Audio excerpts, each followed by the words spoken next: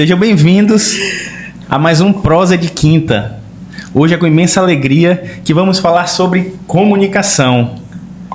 É impressionante quando a gente fala em comunicação, que para uns é fácil demais, para outros é tenso, não é verdade? Verdade. Então, para compartilhar hoje essa mesa, temos Marlene Alves, psicoterapeuta, e temos Gustavo Andrade, especialista em IA. Então, a gente vai compartilhar a forma de comunicar. Qual é a forma certa? Qual é a forma correta? Será que o certo para mim é o certo para Marlene? Será que o certo para mim é o certo para Gustavo? Não é isso? Então sejam muito bem-vindos e prepara o café que a prosa começa.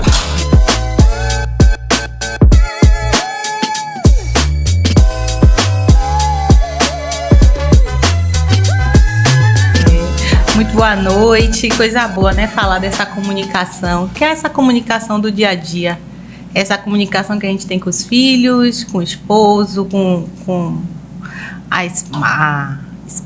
esposo não, marido, esposa, vizinhos. Isso, essa comunicação do dia a dia, que é uma comunicação que aparentemente é uma comunicação fácil, mas que nem sempre resolve. Digo eu, né? Digo você fala digo eu, e me traz à memória que hoje, dentro de consultórios, a maior queixa entre casais, né, depois da vida financeira, é a comunicação deturpada. Digamos assim, tem a mulher, né, que ela chega com essa comunicação afetiva. Diz, amor, eu comprei aquela lingerie linda para aquela viagem que nós vamos fazer, que vai ser maravilhosa. Aí o marido fala assim, né, na comunicação aquela prática, quanto foi? E eu vejo a necessidade de uma harmonia nessa comunicação, né? O quanto a gente tem que ser inteligente nisso. Se a pessoa vem com essa comunicação afetiva, reaja com a mesma comunicação. E tem um detalhe, quando você fala que, tirando a parte financeira, é o tema que fala dentro do consultório, a gente traz a verdade, né? Sim. A mulher fala, em média, 20 mil palavras por dia. O homem fala 8 mil. Sim. Então, aí já tem uma desproporcionalidade muito grande. Então, a gente percebe que a comunicação, de fato... Quando você fala, eu trago para a minha realidade, porque realmente, no início do meu casamento, eu sofri muito. Por quê? Porque eu não falava. E minha mulher falava demais, no meu ponto de vista. Sim. Mas por que ela falava demais? Porque eu não falava. Ou seja, era uma comunicação de uma voz. Mas o silêncio também comunica. Mas no contexto de uma relação marido e esposa, homem e mulher, realmente você precisa ter essa interação. Precisa. É necessário e eu vejo muita queixa das mulheres em relação a esse silêncio masculino. Porque assim, vocês ficam em silêncio não é porque vocês concordam. É porque a maioria dos homens pensa da seguinte forma: eu vou falar pra quê? Se a ideia não vai mudar, vai ser isso mesmo. Nem sempre. Ainda que ela não mude de ideia, mas fale. E tem essa questão. A comunicação, existe a comunicação de marido e mulher, existe a comunicação de pai e filhos.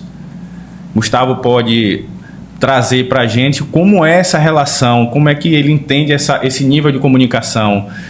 Eu não tinha liberdade de comunicar com os mais velhos.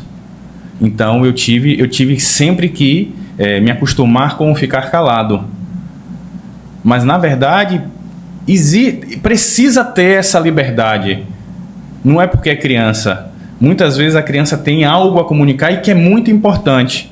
Então a gente tem que estar aberto. Você, como mãe, suas filhas comunicam o tempo todo. Se você for interromper uma comunicação dela, você pode perder e travar e deixar, instalar um bloqueio nela, que isso ela pode levar para o resto da vida. Então, Gustavo, como é que funciona hoje essa comunicação? Como é que você entende essa comunicação?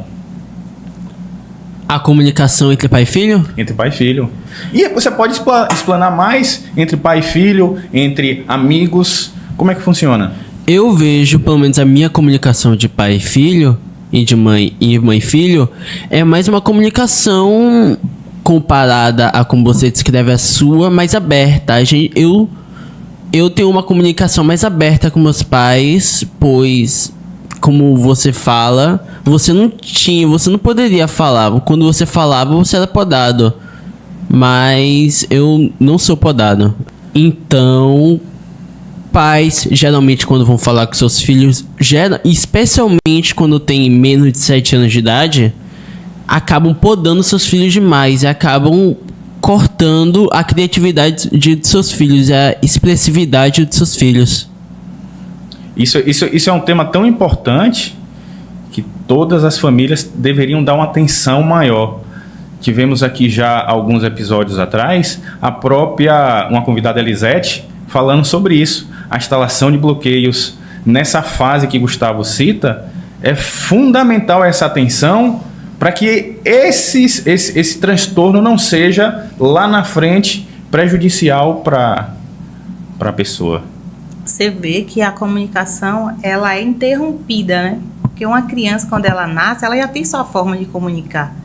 No nosso nascimento, a gente já comunica, a forma de comunicação é o que? O choro. O choro, dizendo cheguei, aquele choro que diz assim, tô desconfortável, tô sentindo dor, tô com fome, e a mãe ela tem essa interpretação de saber, esse choro é de dor, esse choro é de fome, esse choro é manha. Então, é a forma que o bebê tem de se comunicar, de a gente, quando criança, nascer e nascendo, se comunicar. E com a vida, a gente vai adquirindo outras formas de comunicação, que vem a palavra, a introspecção, como é a faixa etária de Gustavo, né? Que é a faixa etária da adolescência. A comunicação é bem escassa, é bem reduzida em relação a palavras. Eu vejo que os adolescentes, até com mensagem, essa semana eu assisti no Instagram, eu vi uma mensagem de um rapaz lendo as mensagens que o filho dele manda, né? E ele tendo que botou na internet para entender, gente, o que ele está querendo dizer com essas siglas? Porque não existem mais as palavras, né? Nessa faixa etária, vocês trabalham com sílabas. E recentemente um amigo meu, eu tava falando com minha mãe, aí ela tava vendo algumas coisas, ela me perguntou o que é Kitou, porque ela tava vendo a linguagem da pessoa, ela tá vendo os posts das pessoas da minha idade, mas aí ela tava vendo porque a comunicação de hoje em dia, da geração Z, geração Alpha, é muito diferente da geração X, como exemplo. E isso aí é um grande advento da internet. E com a rede social, a gente tem uma nova modalidade de comunicação, é o que você falou, é a escrita, é exatamente essa linguagem que essa geração nova traz. Mas por que esse estilo de comunicação? Eu tenho a história sobre isso. Isso aí se originou na época do... Eu ainda não estava nascido nessa época, mas era do 2G. A época que você precisava apertar individualmente nos números. Você aperta 2 vezes 1, aí vai para B. Mas aí faziam mais reduzido para gastar menos dinheiro. Escreviam reduzido para gastar menos dinheiro, para ser mais rápido, porque naquela época a tecnologia como é hoje em dia era muito mais reduzida. Hoje em dia a gente continua falando desse jeito, mas por ser tradição de internet. Gustavo traz o telefone, aquele telefone analógico de tecla, que era de 1 a 0 e tinha um asterisco sustenido. Ou seja, cada número para você digitar, imagine hoje, na comunicação de hoje, como funcionaria. Mas aí eu fico imaginando, né? Ele como adolescente. Eu acho que essa comunicação não é uma regra. É uma regra, ou vocês só conversam assim só com seus pais? Vocês têm essa mesma forma de linguagem com os professores, com os coleguinhas? Não tem uma classificação de comunicação para cada pessoa. Então, cada pessoa que ocupa, né, um espaço na vida de um adolescente, tem um certo tipo de comunicação. E que dificulta mais ainda. Eu não saberia ser adolescente nessa idade, nessa fase atual. Nesse sistema. Porque você foi hoje. adolescente. Já, mas não era assim, não. A gente falava mais, reclamava mais, não era tão introspectivo. Hoje eu vejo os adolescentes são muito introspectivos. Você traz o falar mais e me remete exatamente. Está faltando na comunicação perguntas.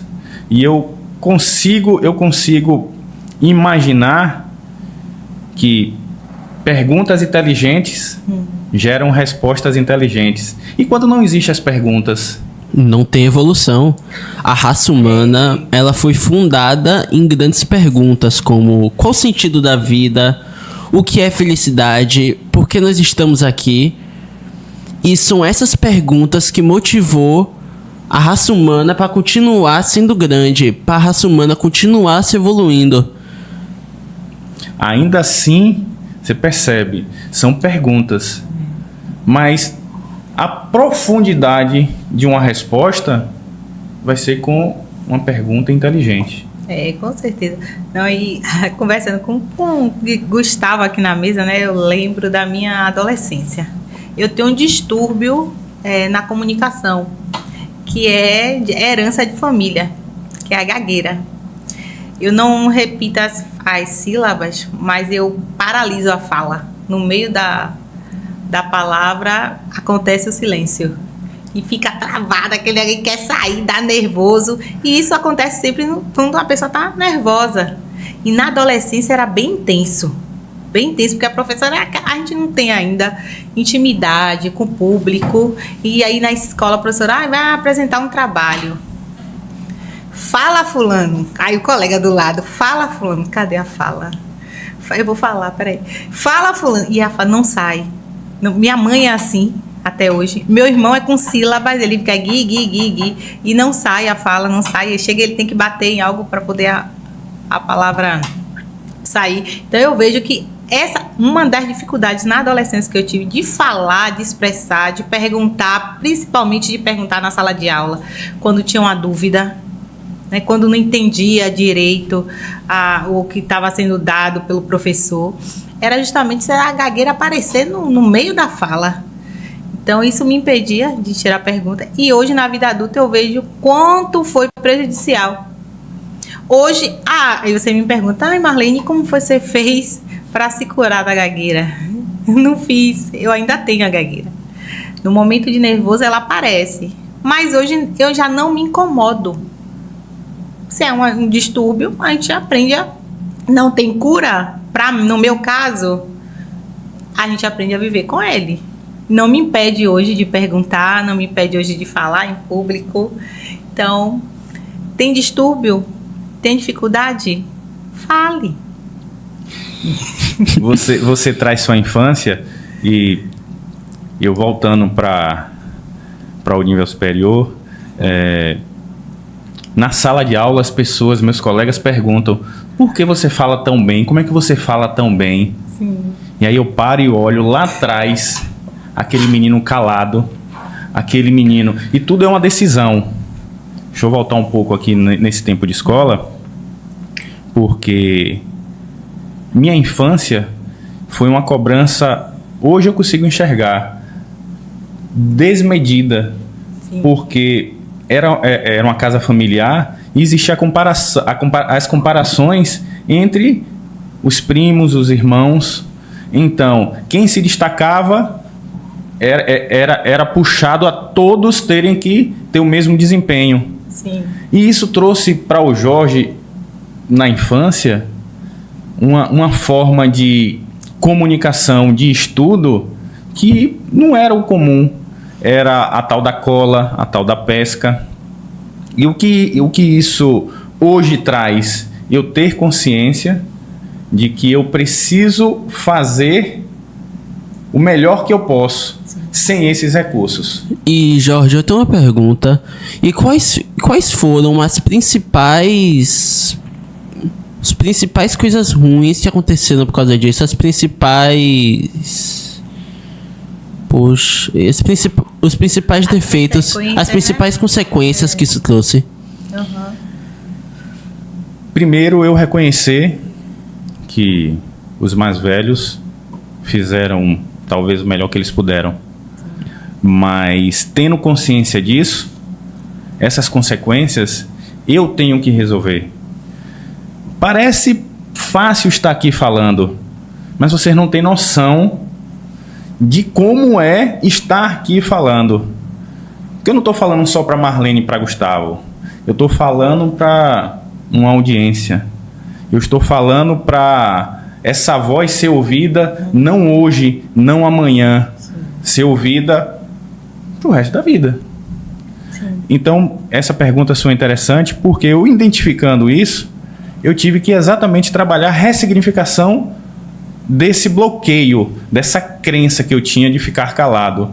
Porque a todo momento eu não era induzido, mas em uma conversa de adulto, as crianças não podiam falar.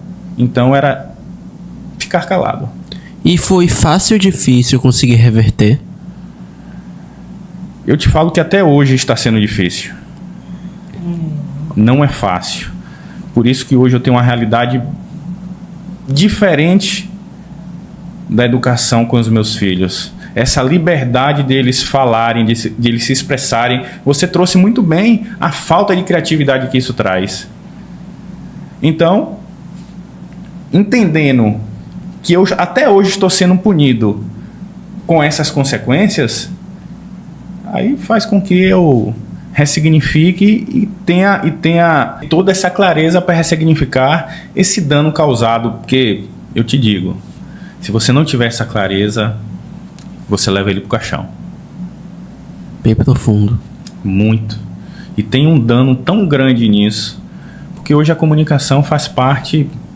Quem não se comunica bem, eu acho que não vive, né? Hoje essa prosa está acontecendo aqui, com esse tema, é uma missão não só minha, eu acho que é uma missão de todos nós, levar essa clareza para essas pessoas que têm essa dificuldade de comunicação, porque realmente ela existe. E ela é instalada. Como você falou, a criança nasce sabendo se comunicar do jeito dela. Seja chorando com fome, seja chorando com um desconforto, seja chorando querendo um afeto. Então nascemos já nos comunicando. Aí a pergunta fica, né? O que é que interrompe essa comunicação? Já nascemos sabendo se comunicar, mesmo que não seja da forma verbal, com choro.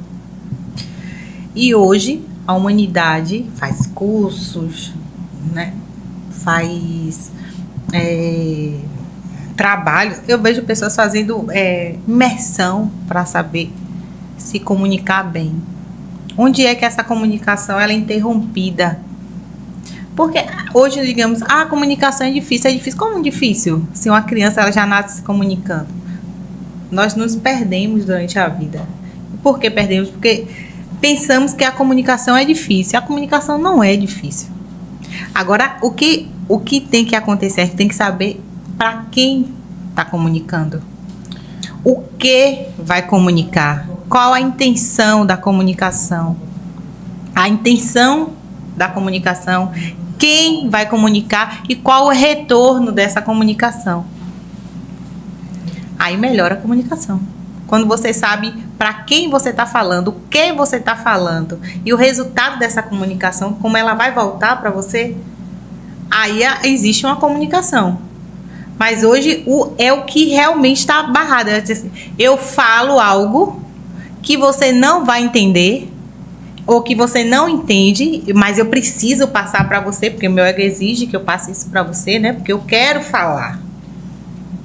Hoje muita gente quer falar, não se comunica, quer falar. E sem falar que a escutatória é um meio de comunicação. Se você observar, os melhores comunicadores é o que escuta bem. Você não sabe se comunicar. Eu não vou saber, Jorge, me comunicar com você. Eu não vou saber, Gustavo, me comunicar com você se eu não te ouvir antes. Se eu não souber qual a sua necessidade. Então, como é que eu vou te dar algo se eu não sei que você precisa? Eu posso te dar algo que para você não tem serventia nenhuma. Isso aí é essa ideia que a gente tem que ter da comunicação. Dar algo que a pessoa necessita. O que é que Jorge precisa? Clareza em que assunto? Quais os assuntos que eu posso abordar com o Jorge? E trazer o entendimento para ele e ele me retornar, né, com um pensamento positivo. Olha, Marlene, entendi, cresceu, expandiu o meu raciocínio com essa conversa. A comunicação, isso é uma comunicação. Quando sai disso, onde eu falo, você ouve, mas não escuta, você escuta, mas não ouve, não é comunicação. Verdade. Né? E às vezes a comunicação, as pessoas querem falar bonito. E que dificulta mais ainda e o a falar comunicação. bonito não é ser um bom comunicador. Não é. O bom comunicador é aquele que fala com clareza. E é entendido. Isso. É o que você fala, a escutatória. É o que eu isso. estou falando e o que você está entendendo. Exato. É como se fosse um médico passando... É como se fosse um atendimento médico. O médico ele não consegue passar a receita e não pode fazer o diagnóstico se o paciente não falar quais são os seus... Onde está Os doendo. seus sintomas. Onde é que está Onde exatamente doendo? Se ele não disser onde é que está doendo, o médico vai passar o remédio para ele? Não. Não vai. Se ele não falar o tipo de dor. Onde é que Entende dói? que a comunicação existe em todos os campos, em todos os momentos, E em não todas tão as difícil. situações. E você vê que não é tão difícil. Hoje, o falar difícil que você fala, Jorge, sobre as palavras, né? Usar as palavras mais eloquentes, é o que dificulta. Você chega em um grupo de pessoas simples. E a gente vê muito isso nas campanhas eleitorais, né? Aquele deputado que chega no bairro e que o pessoal tá ali ouvindo e o pessoal diz, eu não tô entendendo nada que ele tá falando. Porque a comunicação dele não tá preparada para aquele grupo.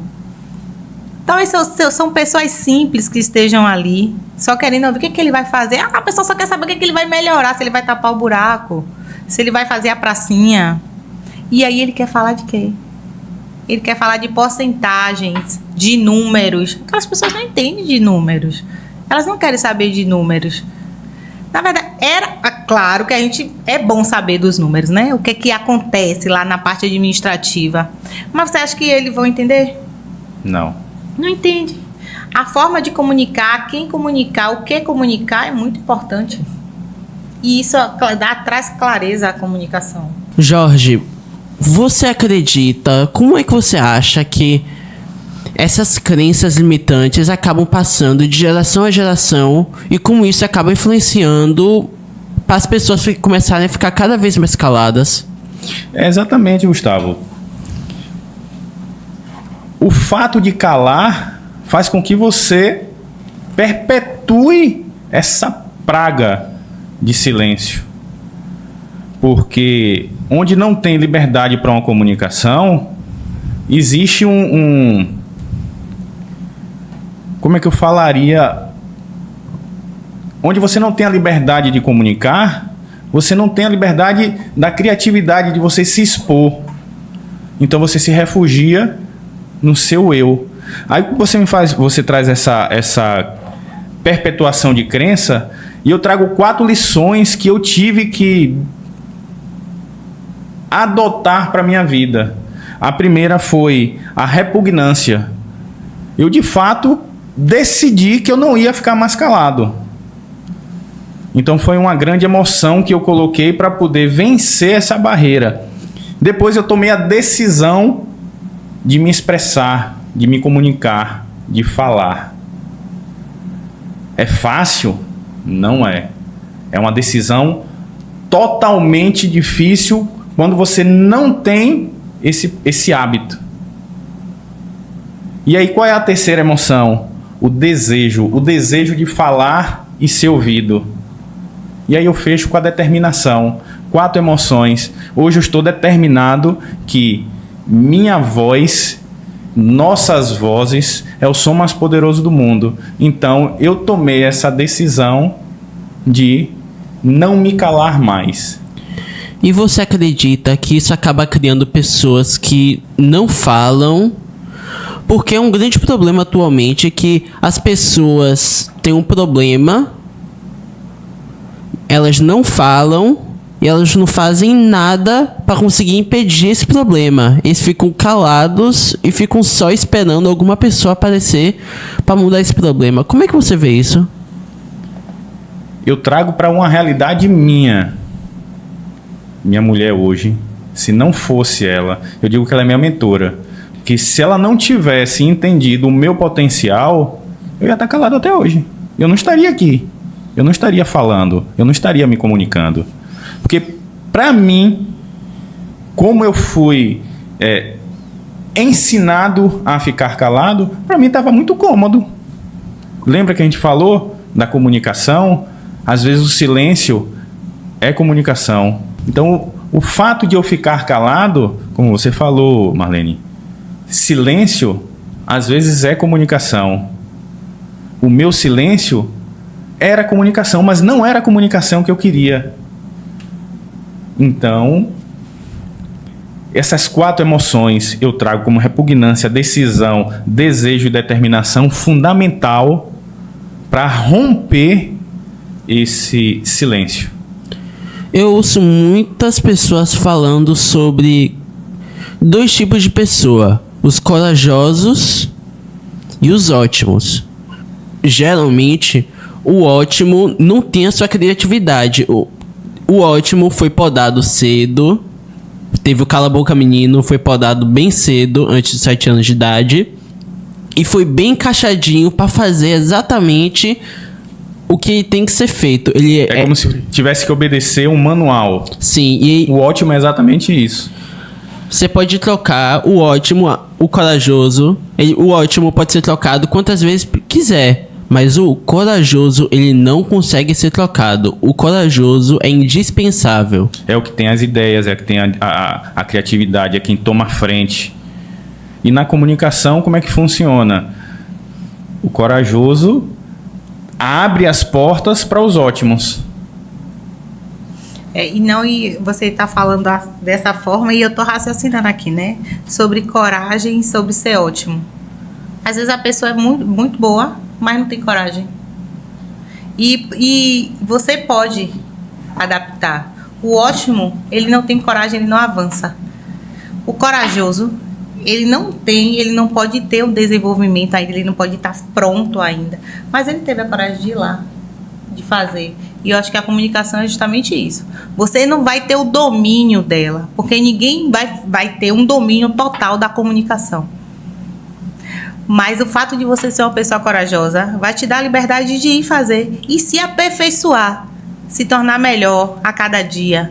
E isso é muito bom. E hoje o mundo tá com esses. E tem a coragem. E o corajoso... Ainda que não saiba o caminho, né? Mas o mundo atualmente tá em uma escassez de corajoso.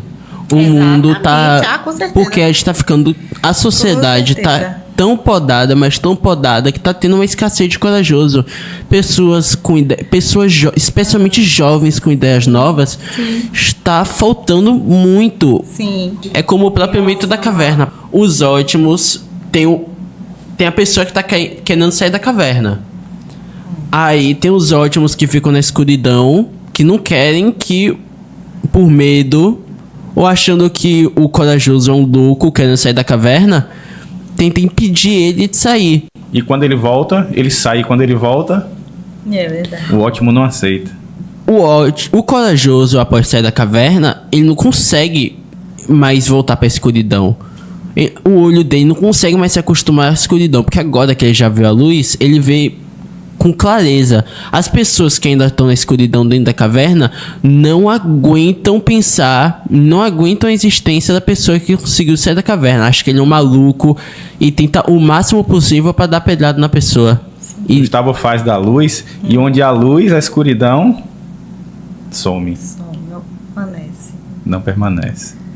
Essa analogia do mito da caverna para exemplificar o corajoso e o ótimo, eu acho que cabe muito bom. Muito bem. E trazendo esse assunto, né, do ótimo e do corajoso. Quantas pessoas a gente conhece? Quantos amigos nós temos qualificados, mas que não tem coragem de se expor, dessa forma que nós estamos aqui agora. É uma prosa, é uma conversa entre amigos, mas não tem coragem. Temos vários amigos que têm conteúdo E que não tem a coragem de estar aqui. que não tem a coragem de estar aqui. Então somos corajosos. E que colocam até desculpas, sempre desculpas, né? Adoece até o corpo. Tem pessoas que emocionalmente adoecem o corpo para evitar se expor. Hoje nós temos isso, né? Quando colocamos a comunicação para ser tratada na saúde mental, metade da população sofre de saúde mental por não saber se comunicar. Agora, É verdade, viu? eu tenho uma pergunta pra vocês. Vocês se consideram, Jorge e Lene, vocês se consideram corajosos ou ótimos? Eu acho que eu tô mais com uns corajosos. Eu tô no grupo dos corajosos. Porque tudo vem na infância, né? A gente lembra muito da infância quando fala dessa construção hoje. E na minha infância, meus pais, eles não tinham estudos. Né? Eles não eram alfabetizados. Minha mãe foi alfabetizada depois da gente, já na vida adulta. Então não tem cultura de leitura. Não tem cultura de sentar para assistir a um documentário. A gente não tem essa cultura. E também não tinha financeiramente meios de comunicação para estar alimentando a comunicação, como TV, rádio, essas coisas. Meu pai tinha rádio pequeno, então não tinha muito. A comunicação que nós tínhamos era um com um colega que também não tinha muita coisa para dar, e aquela comunicação básica, sabe, de sobrevivência. Mas eu lembro que no comecinho da adolescência, e eu sempre fui sonhadora, né? Que eu me denomino assim, sonhadora. Uma professora de artes falou assim: você pode ir para onde você quiser, ser quem você quiser, quando você quiser. Aí dizia assim: como assim? Sem dinheiro, sem estudo? Não, se você pegar um livro, dentro de um livro, você pode ter uma construção. E aí você pode desenvolver.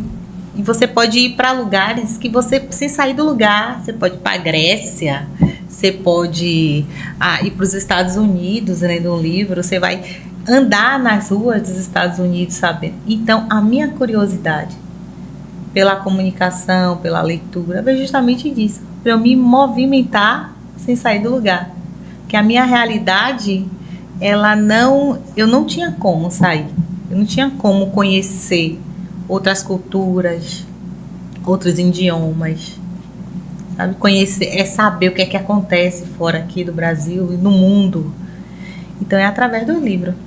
Então a leitura, ela trouxe isso. Então foi a coragem, primeiro a curiosidade, que trouxe a coragem, né? De se abrir para esse mundo da comunicação, que é a leitura que acho que é a melhor, né? O meio de comunicação mais eficaz. Você, quando faz essa pergunta para mim, corajoso ou ótimo, eu costumo dizer que eu sou um ex-ótimo, porque eu sou um ex-ótimo no trabalho, eu sou um ex-ótimo nas relações, e hoje eu me considero um corajoso, porque eu passei a tomar a rédea da minha vida. Então eu me coloco hoje como um corajoso, sendo disruptivo de um ex-ótimo. Mas aí você fez essa pergunta pra gente. Se nós nos consideramos ótimos ou corajosos. Eu me considero. E você se considera como? Como? Eu já estou reescrevendo meu próprio destino. Meu destino já estava escrito que eu era supostamente abortado porque eu tinha na gravidez eu tinha algum tipo de... Qual é o nome da doença? Rubéola. Eu não deveria ter nascido por causa que minha mãe era gravidez. Eu era uma gravidez de extremo risco. Eu reescrevi meu próprio destino porque é mãe solteira e geralmente pessoa que tem mãe solteira tem uma vida supostamente pior. E eu reescrevi meu próprio destino, procurando cedo como conseguir empreender e sobre como melhorar minha vida, não só por mim, mas pelas gerações futuras, porque a gente tá aqui para conseguir levantar. Nossos pais estão subindo em cima das mãos de nossos avós e a gente tá em cima das mãos de nossos pais, e a gente também precisa ser o suporte para as próximas gerações. Então, quando especialmente você reescreve o seu destino, você não está reescrevendo só o seu destino, você está reescrevendo o destino do futuro todo, não só de nós, não só dos seus netos, mas do futuro. Você, quando você faz isso, você está reescrevendo o futuro.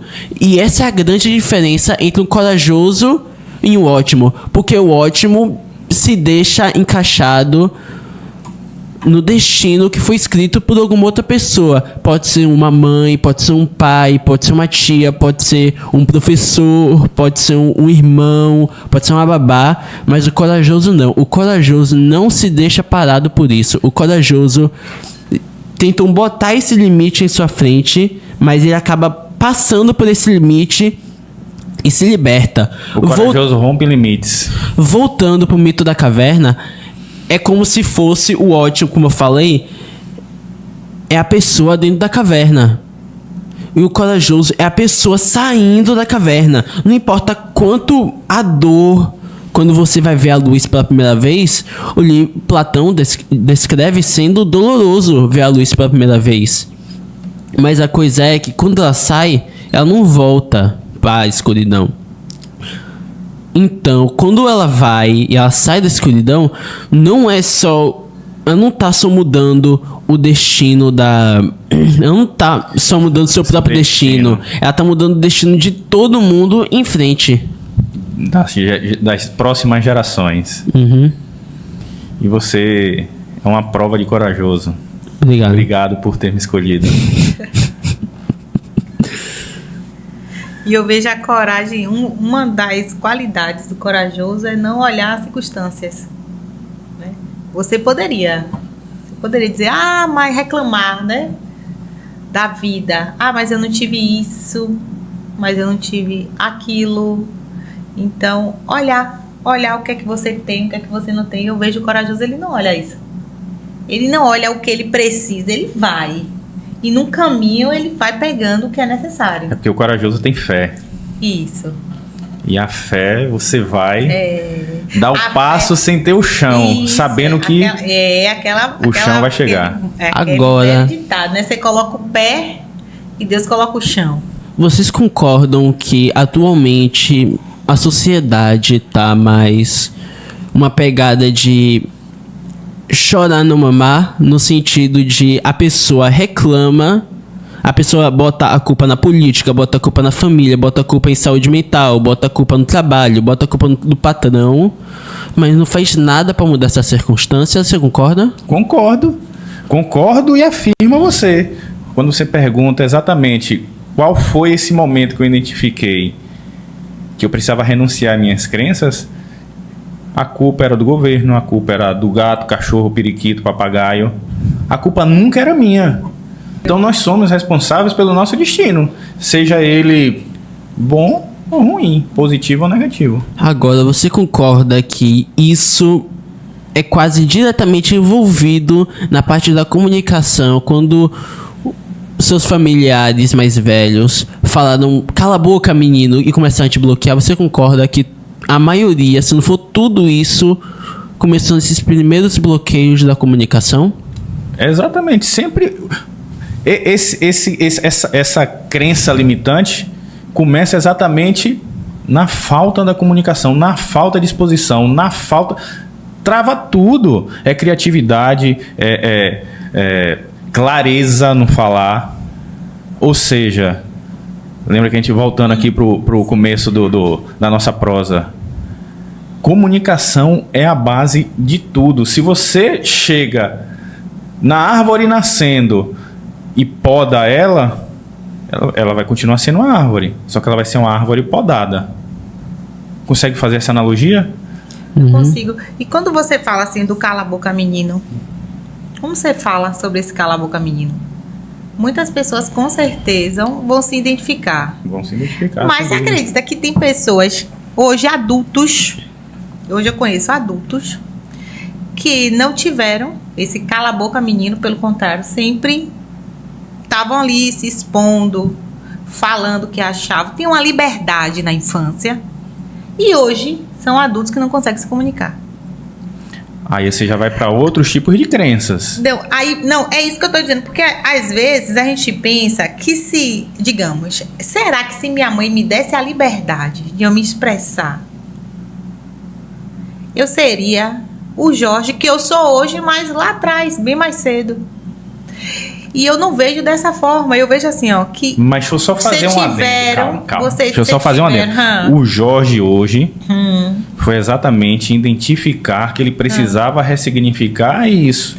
Sim. Porque se o Jorge isso... de hoje não tivesse feito essa ressignificação, ele ia continuar sendo o Jorge de ontem. O que eu quero deixar, eu quero passar para Gustavo, que está no início da vida, que é, Gustavo, ó, a história de Jorge não é um padrão.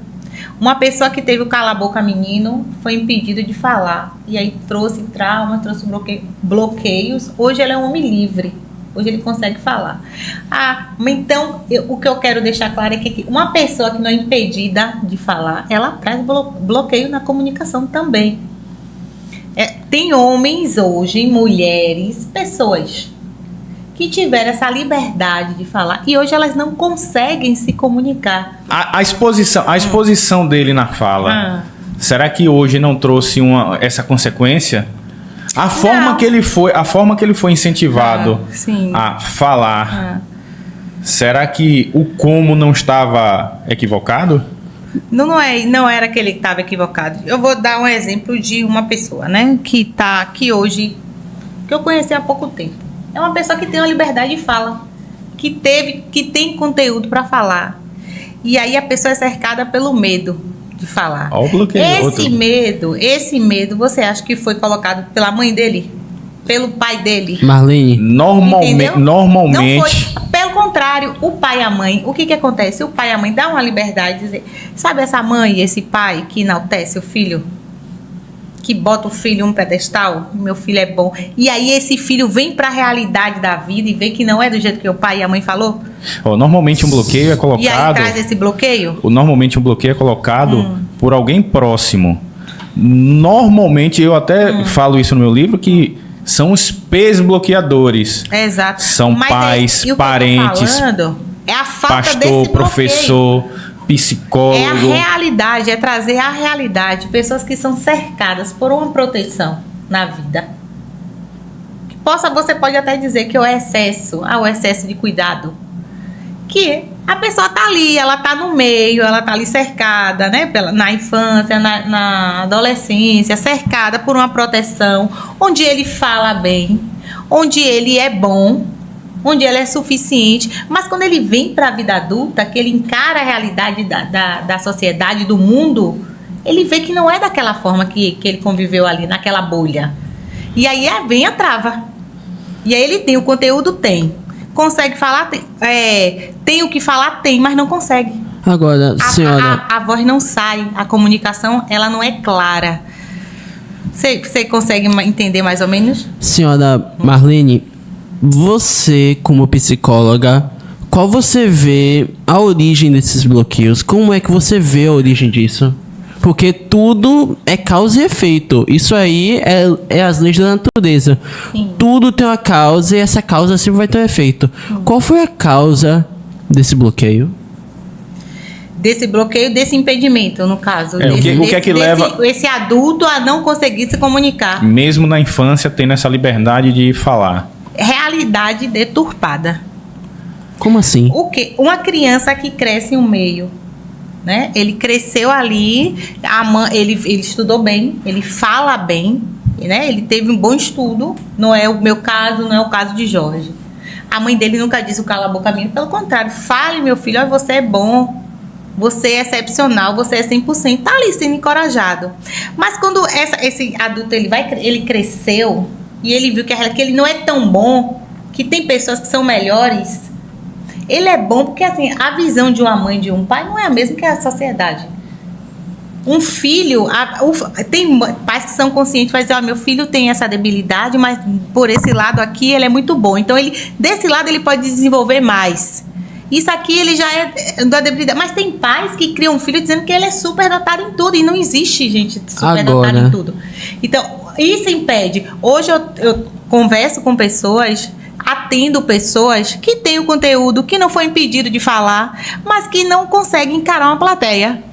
Por quê? Porque ele vê que ele... mas me disseram que eu era tão bom, mas disseram que eu era bom, mas disseram que eu era capaz. E por que eu não consigo?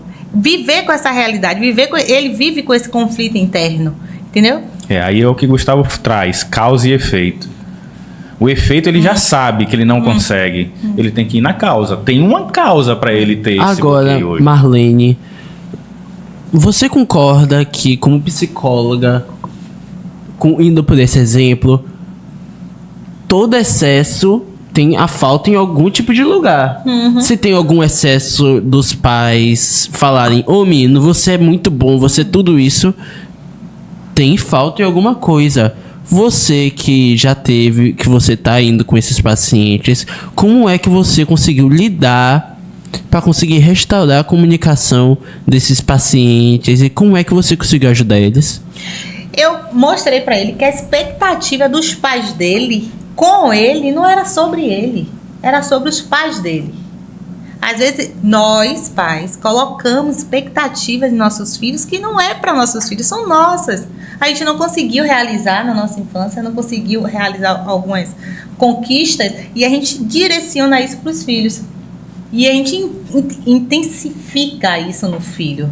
E o filho tem que ser bom. Então a gente grita ali, você é bom, você pode. Mas não é minha expectativa. Já chegou na causa. Só que minha filha, ela tem a vida dela. Ela vai galgar. Ela tem os próprios sonhos. Então, foi essa amostra que eu falei para ele. O que é que você quer? O que é que você busca? E aí depende de quem agora para resolver? Dele. Então é como se... Então já achamos a causa do efeito. Chegamos na causa, agora é a ressignificação disso. Isso aí é... Isso liberou ele? Sim, isso liberou. É de terceiro ano. Liberou. Hoje, ele encara uma plateia? Uma pessoa é uma plateia. 10 pessoas é uma plateia. Então, a plateia, as pessoas que ele hoje enxerga como plateia não é mesmo as mesmas plateias que os pais queriam que ele encarasse. Então, hoje ele consegue sim, mas no limite dele. Então, hoje eu vejo, embora nem todos tenham essa oportunidade de desenvolver, mas a comunicação, na minha opinião, ela veio para todos. Aí eu vejo a comunicação como percepção. Embora nem todos entendam da mesma forma, porque cada pessoa ela traz uma vida, uma bagagem diferente da outra.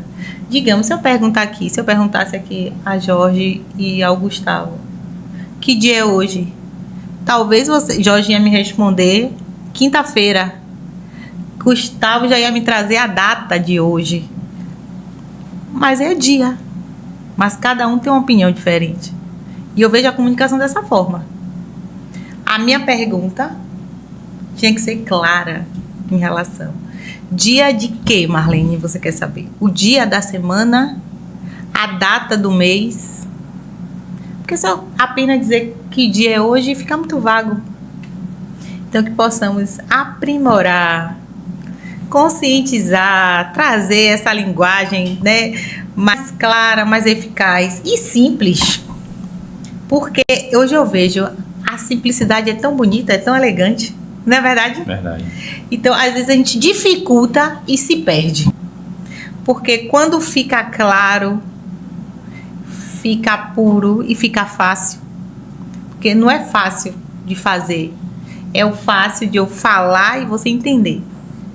Eu acho que é aí que está o tesouro da comunicação. E é hoje, é o que eu levo isso hoje. Né, levando a comunicação para a minha vida, levando a comunicação para outras vidas, né, que outras pessoas alcancem essa comunicação, é falando para as pessoas que a comunicação, eu não vou te dar a comunicação. Não vou chegar para um aluno e dizer eu vou te dar a comunicação. Mas vamos extrair essa comunicação que já existe em você. Como esse bebê que já nasceu, se comunicou quando sentiu fome, quando sentiu dor.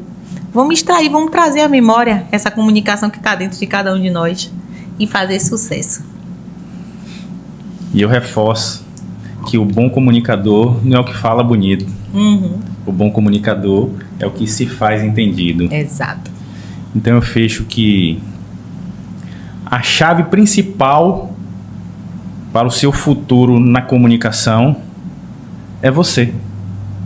Então, tendo consciência disso, temos que entender que da mesma forma que somos culpados, se temos a deficiência na comunicação, Sim.